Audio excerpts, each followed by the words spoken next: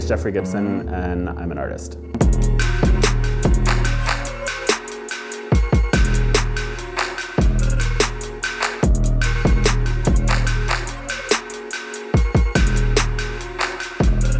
Hey man. How you doing? Good. How are you? Good.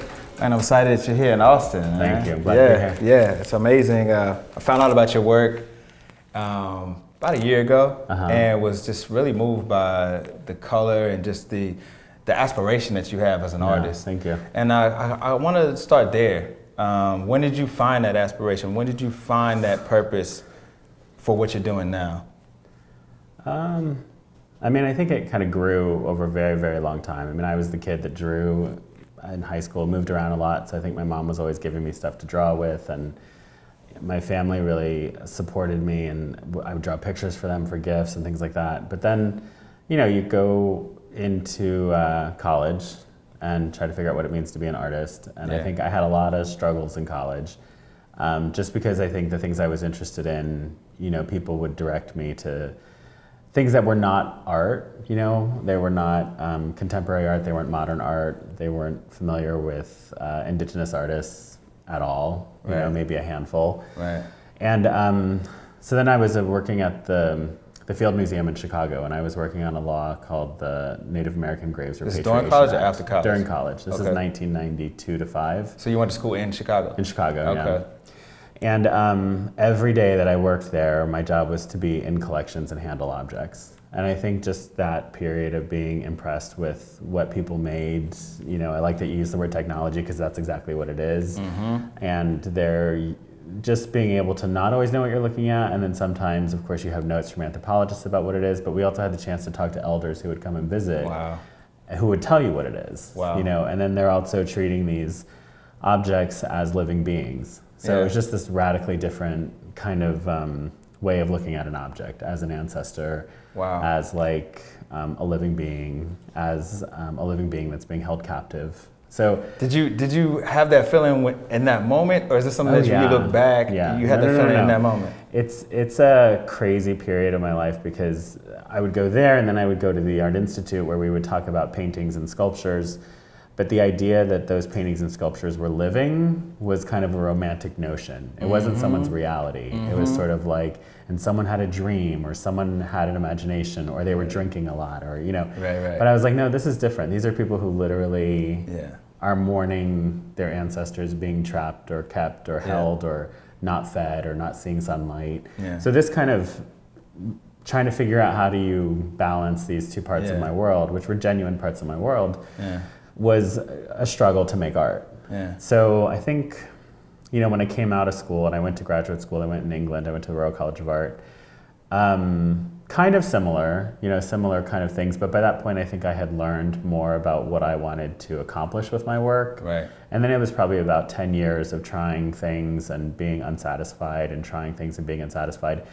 Until you were saying that, 10 years. Oh yeah, no, it's a trying and not getting what you wanted. And not getting what you wanted. Thank you for saying that. Part of what knowing that I wasn't getting what I wanted was really the response that I was getting from people, or who was paying attention to the work. And so then at some point when I decided I was really kind of at a point of like, I'm not sure this is what I want to do anymore. You know, and I've taught like art in general? Just art in general. I mean, I've taught for a very long time, so I knew, for instance, that I got a lot of satisfaction from teaching. So I was willing to walk away from art making to focus on teaching. But then it's kind of in you, and you keep making. And I had a show scheduled for 2012 in New York City, and I agreed to do it, and I really felt like this is my last attempt. It's either going to float or it's not. But I'm just going to do exactly what it is that I want to see being made. And in a weird way, I was thinking, I was like, you know, if someone else made this work, I would be thrilled to see it. So no one else is coming to make it, so I'm going to make it. And that work collaborated to some degree with a number of traditional makers. And then that kind of connected me more to like material and processes of the past. In a way that I felt I was seeing them in a contemporary way, as opposed to thinking that I was mimicking something of history. So what got you to the point of getting to the makers, or was that part of the exhibit, or like how did that transition? Because was this exhibit Were you doing the beadwork and stuff at that point? I had done beadwork at that this point, exhibit? yeah. Okay. Yeah, I okay. did not for this exhibit, but I had started teaching myself beadwork. Okay. And other people had taught me beadwork previously, but Okay. I started incorporating it into my work. I had cut apart my paintings at that point. I had washed them in the laundromat, so they had become like textiles, Okay. and I was beading on them. Okay. Still never really sure what exactly I was trying to do. Right. You know, the cutting them apart had to do with, like, in the museum, you come across many things that are fragments of things, so you don't really know what it came from. So it takes someone from that family sometimes to come in and be like, oh, I know what that means. Right. Like, I know what that symbol means, or I know what that fragment is. You wouldn't have put this on a garment, you would have put this on, you know, a wrapper for a bundle or something. Right. You know, so Right. this idea of fragments and kind of fragments being significant, but also you may never know the full story, Right. you know, so you have to find a full story in the fragment, Yeah. was kind of leading the cutting and beading edges of things. And but you had a question about, how I came to that was, Yeah. you know, again, I've taught for a number of years, but when you go into a lot of studios of students, you'll see, you know, a row of books. And they're like, oh, I'm interested in medieval painting. Here's my Right. medieval painting book. I'm Right. interested in African, you know, Whatever. print. Yeah, So yeah. here's my book Yeah. on African print. And I realized that this idea of like this continual referencing through image and never having any engagement with the objects themselves was a problem. Yes. So that's why I was like, all right, I'm going to get rid of all these books in my studio. I'm going to stop looking in books. Yes. And I actually know enough people to create a travel visitation meeting people thing. Yeah. So I wrote for funding, and I got funding from the Harpo Foundation, the Jerome Foundation. Harpo, funded like Oprah Like Winfrey? Oprah, yeah. Hello. Yeah. All right. And so they funded me to travel and meet with people with the idea that I was learning techniques and learning about materials. So I ended up I worked with people in Oregon, Winnipeg, South Dakota. So what nations Oklahoma. are those we talking about? So I think we Anishinaabe, Oklahoma would be Cherokee, and then Lakota, Dakota people. Okay. Yeah. Okay. And so that was kind of, and then that exhibition in 2012 was just the first one that I had done in New York, where it's like the balance was right. And suddenly like after feeling like you were trying to speak and no one could understand what you were saying, suddenly like people were like, oh, that's interesting. And they Right. were actually getting what it is I felt like I wanted them to And get. you could like feel it tangibly You in could that feel moment. it, yeah. That must have been special. That was great, Yeah. because especially it's like, you know, I moved to New York in 1998 to pursue a career as an artist, and so here it is 2012 when I feel like Yeah. someone actually is hearing and understanding me. And how much of that did you feel like had to do with actually what was happening inside? You understood yourself better so that they could understand you better. Probably all of it, to be honest. Right. I mean, because I think it's just maturity as an artist, as a person, but you know, the longer you live, the more you realize how little you control. You know, I have very little control over very many things. Yeah. So the things that you can control are what happens. I can control what happens in my studio. I can control what I make. I can control what's happening within me and my relationships on my half of it. Yeah. But you're kind of like setting triggers up, and whatever comes from that, you kind of just have to let it go. Yeah. You know, and so. I think that's, you know, kind of what like a shaman or somebody is a master of, is like, you know, just pulling out from the chaos. Yeah. You know, and really, deriving meaning and creating space to hold it. Yeah. Right? It's very counter to, I think, the way we teach a lot of people to be successful, or we teach 100%. people to be artists, or, you know, the difference between being Human. a creative person and really developing your creative self versus having a career, you know? Exactly. And so I think I continue today to try to remind myself, and it always feels like the most counterintuitive decision to make, to let go, like in periods of chaos, because the world tells you that that means that you're giving in or you're like succumbing to a pressure or something. But in fact, it's exactly what you said. It's like you're making space for it to find its own resolve. Exactly. And sometimes you learn from witnessing that. Every And time. otherwise sometimes you're getting in the way of resolve. Yeah. Or you kind of have to admit that it's like, I don't know, so I'm going to step back and let whatever other forces in the world are going to come together. I mean, look at what happened with you were just in college, kind of trying to figure yourself out, and then you find these objects, and they bring you something you couldn't have. You didn't. You can't say that you did that. No. Right. That was something that came to you. That was a blessing. Your ancestors. Here you are. Find yourself. Yeah. You know what I mean? Even now, I mean, the performative side of my practice has grown over the past 3 or 4 years. But recently I've been doing a performance where I really don't, it's not to say I don't do very much. Like I conceived of the whole thing, I've organized it all, we organized 50 plus volunteers to come in and do it. It happens in one day, but really what happens during the performance is them. Like it's really not me. Right. And so it's sort of like, I think of it as like, I contribute to something. My contribution is these garments, my contribution is the drums, my contribution is organizing the venue. Right. But beyond that, what actually happens, the core of it is not me. The spirit. Yeah. So it's sort of like, it's great, but it is a strange thing, and it just sort of makes you wonder. It's like, well, I don't know what happens next. Like, do I just continue like stepping back and like, and maybe I do. I don't know. It's weird. Yeah. So I want to ask you about. I haven't seen much in the interviews about your father. Yeah. Now he was in the military. Yeah. But he also Choctaw Cherokee or He's Choctaw. She's Choctaw. So, my mother's Cherokee. And then you talk about going to the reservation. Yeah. And I'm sure there were a lot, maybe not a lot, but there's a history of natives being in the military service. Yeah. Did you, growing up, did you sense any type of confusion or anything with him in terms of like serving the country in this way and then going back to that type of culture? Or what did you feel growing up in a military situation and then vice versa on the reservation? I mean, I think he was always very clear that it was important for him to move out of Mississippi.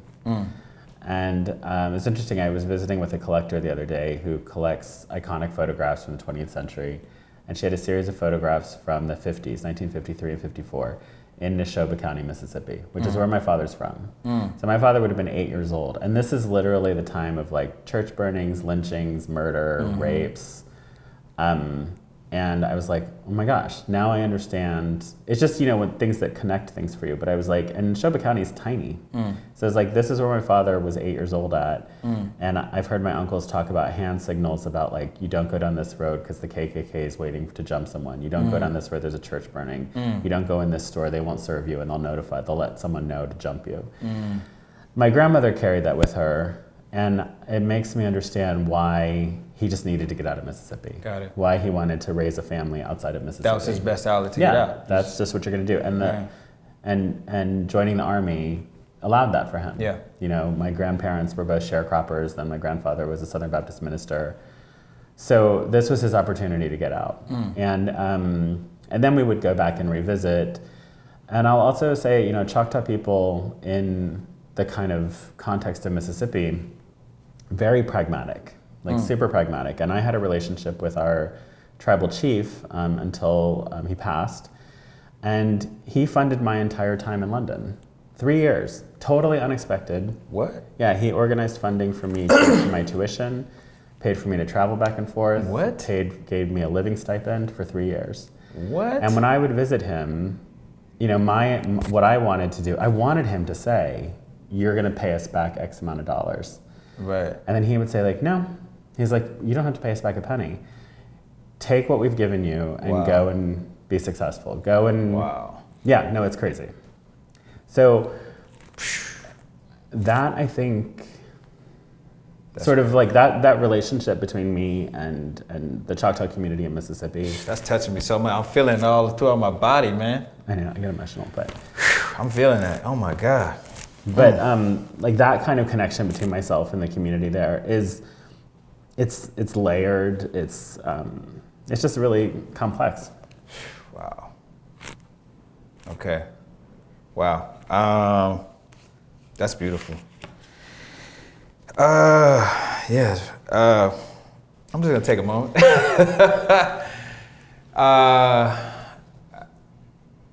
Okay, so let's talk a little bit about the. Are you okay? Yeah, I'm fine. I'm good. Okay.